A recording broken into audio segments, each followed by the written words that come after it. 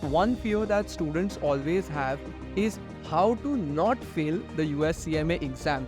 The question is not how do we pass. The question is, sir, tell us what can we do to not fail the exam. So we've brought this exact theme for y'all. The idea in this video is to tell you what you can do to avoid failure in the exam, or rather, I would like to put it in a more optimistic manner, which is what can you do to pass the US CMA exam, both in terms of your prep and in terms of when you're writing the paper. Now, how do you pass the US CMA exam, or how do you not fail? So I'll try to keep up with the theme. The very first thing is how you prepare. What do we mean by how you prepare? If you want to be a successful candidate, there are three things that you should know. The first thing you should know is what are you studying? The second thing you should know is why are you studying it? And the third thing that you should know, which is the most important in my opinion, is how is the exam going to test it? In certain concepts, there will be a lot of theory, but in essence, in the exam, they're only going to ask you numerical concepts from that particular chapter. Whereas in other chapters, there will be a lot of numerical questions, but they're only going to ask you theory. All of this is defined in the learning outcome statements that has been published by the IMA, where they are telling you chapter by chapter what is going to be tested in the exam. They've broken the chapter down into different learning outcome statements, where they are telling you that, okay, LOS 30A, for example, which might be the first part of the chapter, what are you expected to learn? You might be expected to learn how to define something. You might be expected to learn how to analyze something. So go through this when you're studying the chapter. You are not required to memorize this, but if you're going to read through the learning outcome statements before you write the exam, you will obviously know what the exam expects from that concept, and you can focus on that more. So that is part one. Part two is students don't practice enough questions when they are preparing for the US CMA exam. Now, I would like to split concepts into two different buckets. The first type of questions are mechanical in nature. What do I mean by mechanical in nature? Well, you practice the same type of questions 10 times and you will never get that type of question wrong.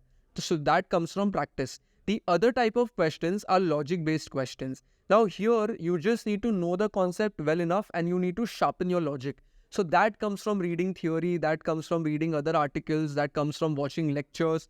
So those types of concepts, of course, you can practice, but it comes from logic. But if you want to get the mechanical questions right, you need to practice each question several times over. There will be certain questions where there are only a few permutation combinations possible, and you can never get these wrong if you have practiced them enough. So to give you a specific example, if you've practiced activity-based costing questions enough, you will never get those wrong. So prepare in this way and focus on questions in this way. And the ultimate tip here is practice questions. Practice questions as many times as you can. The next thing that I want to talk about during the prep is reading the textbook. People don't take this seriously enough. They will mug up a few things, they will rote learn, but it is not the best way to pass an exam. If you want to clear your concepts and clear your logic, reading the textbook is very important. The textbook consists of 700-800 pages depending on which part, but trust me, it is worth reading through the textbook.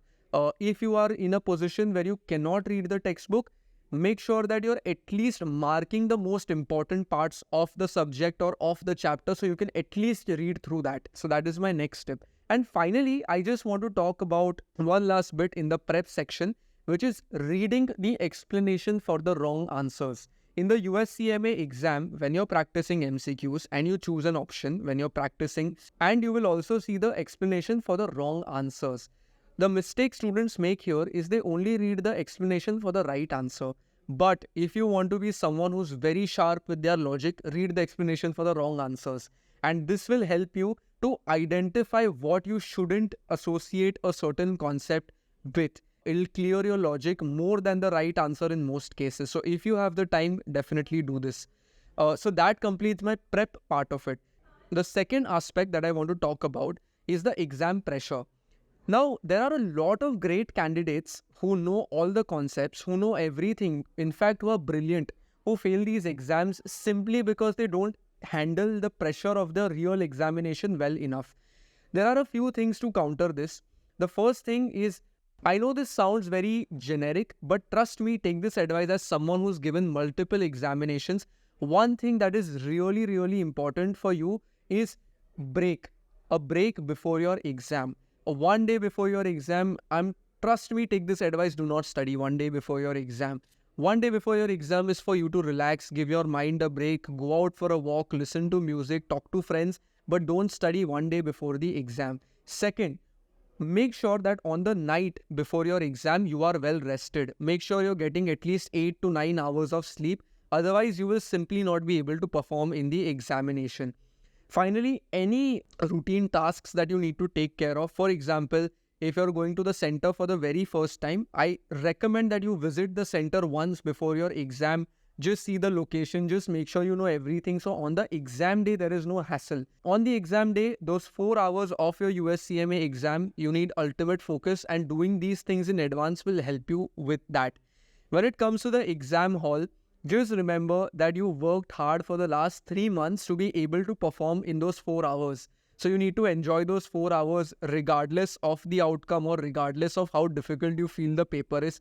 Try doing your best. Don't feel too pressured.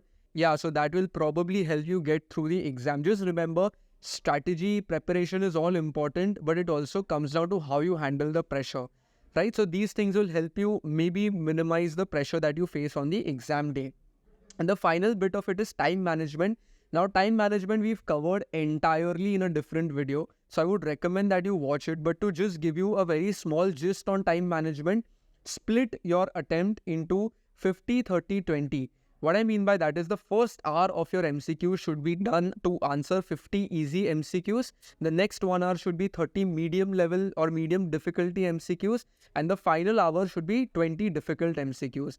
Do this and I'm sure you will ace the US CMA exams. If there's anything else that you want to know, please make sure you leave us a comment below. Give us a call on the number that you see on your screen. Thanks for watching.